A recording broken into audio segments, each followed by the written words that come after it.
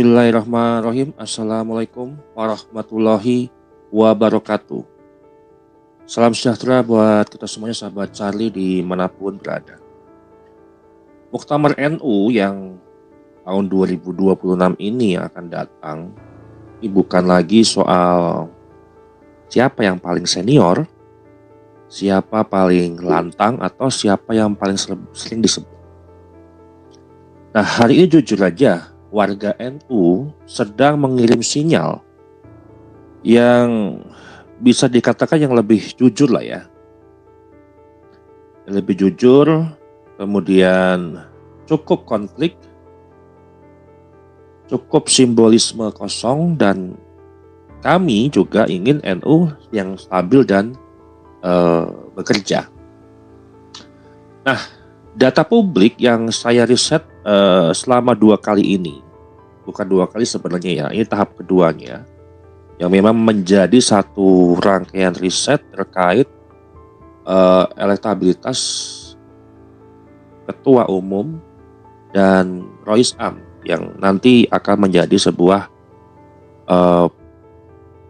pemilihan yang ada di Muktamar. Dan ini suara publik. Data publik yang saya tunjukkan kemarin, ini peta persepsinya adalah bukan semua tokoh kuat itu bisa maju. Kemarin ada 5 tokoh kuat calon ketua umum dan 5 tokoh kuat calon Rais Am. Jadi bukan semua tokoh kuat itu bisa maju. Dan bukan semua yang populer itu bisa diterima. Nah, pada slide presentasi hasil riset yang saya sampaikan dalam 2 kali ini adalah kelanjutan yang kemarin. Ya, kami langsung buka saja. Muktamar NU 2026. Ya, data publik menyaring 2 kandidat Rais Am dan 1 figur terkuat ketua PBNU. Yaitu figur yang pertama adalah Haji Ma'ruf Amin sebagai Rais Am dan Kiai Marzuki Mustamar itu sebagai ketua PBNU. Dan kemudian versi kedua adalah Kiai Haji Said Akil Siraj dan sebagai Rais Am dan Kiai Haji Marzuki Mustamar sebagai ketua umum. Ini publik menyaring dari 5 tokoh yang disebut banyak publik, ya, Rais Am dan ketua umum. Kemudian publik ini menyaring.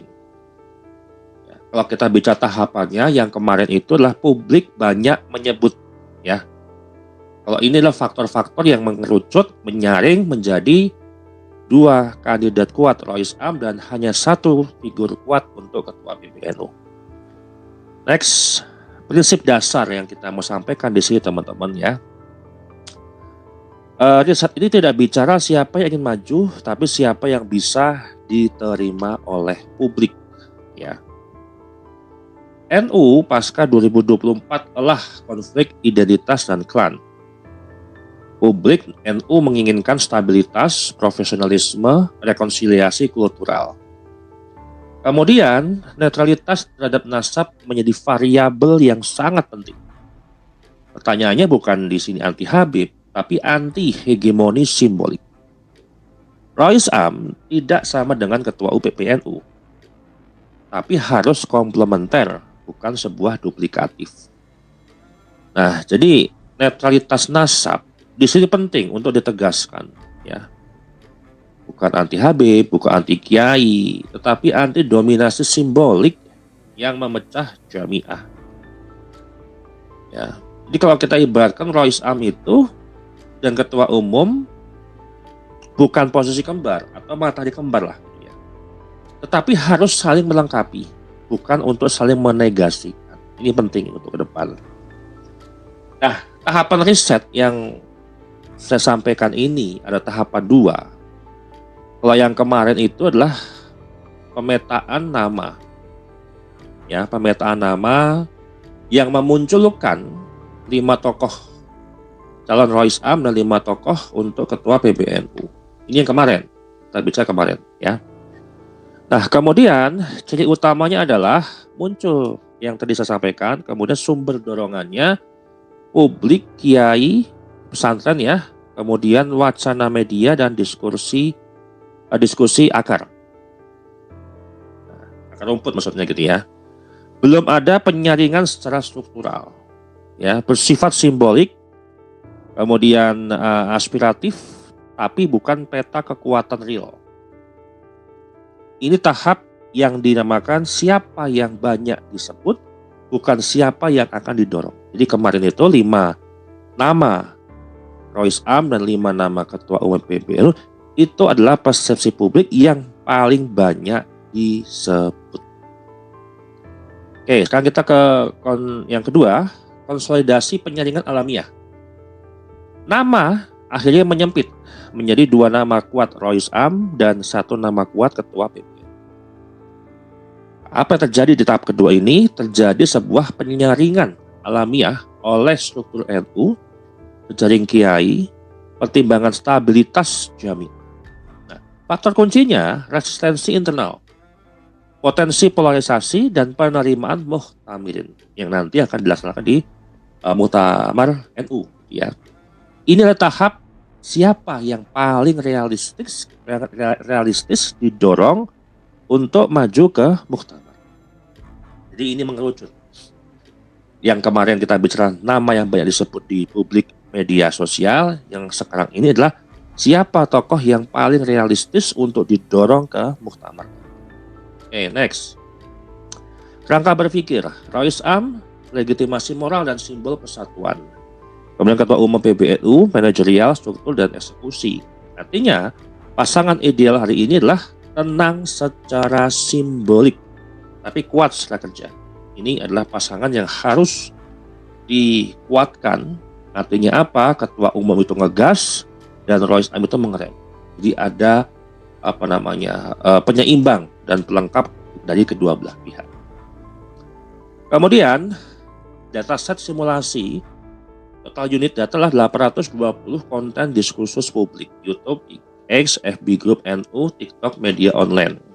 Kemudian metodenya random sampling narasi.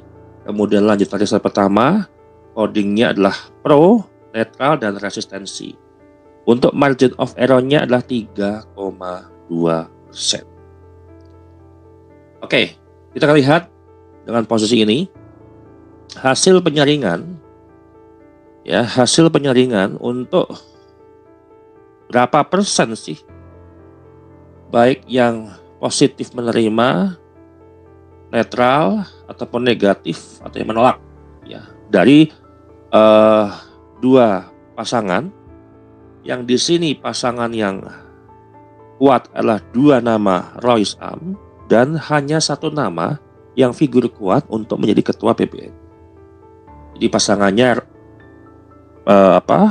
opsional 1 adalah Kiai Ma'ruf Amin dan Kiai Masuki Mustamar.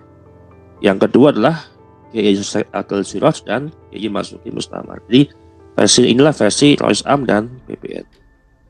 Oke, yang pertama Rois Am, Kiai Ma'ruf Amin dan Ketua PBNU Marzuki Mustamar. 58% itu positif menerima. Ya, ini sudah melewati ambang batas 50+1 kalau kita bikin suara, ya. Kemudian 22% itu netral menunggu, ya. Netral menunggu. Kemudian 20% itu negatif, ya. Negatif artinya menolak biasanya. Nama-nama yang bertahan ini bukan yang paling keras, tapi yang paling bisa diterima, kita bicara. Yang paling realistis untuk bisa didorong. Ya. Kemudian yang kedua berikutnya untuk Kiai Haji Saleh Christoph sebagai Rois Am dan Kiai Haji Masuki Mustamar sebagai Ketua Umum PBNU adalah 46% itu positif menerima untuk kedua pasangan ini, atau bukan pasangannya, duet kepemimpinan, ya. Kalau pasangan kan berarti kan ketua dan wakil, ya. Ini duet kepemimpinan, ya, di Rois Am dan di Ketua Umum. Kemudian netral menunggu adalah 29%, ya. Kemudian 25% itu negatif menolak. Basisnya kuat sebenarnya, ya. Tapi sebenarnya bebannya yang sangat berat. Nah, kita akan lihat bagaimana distribusi sikap muhtamilin, ya. Jadi apa yang saya sampaikan ini adalah apa yang disampaikan oleh publik, ya. Apa yang disampaikan oleh publik.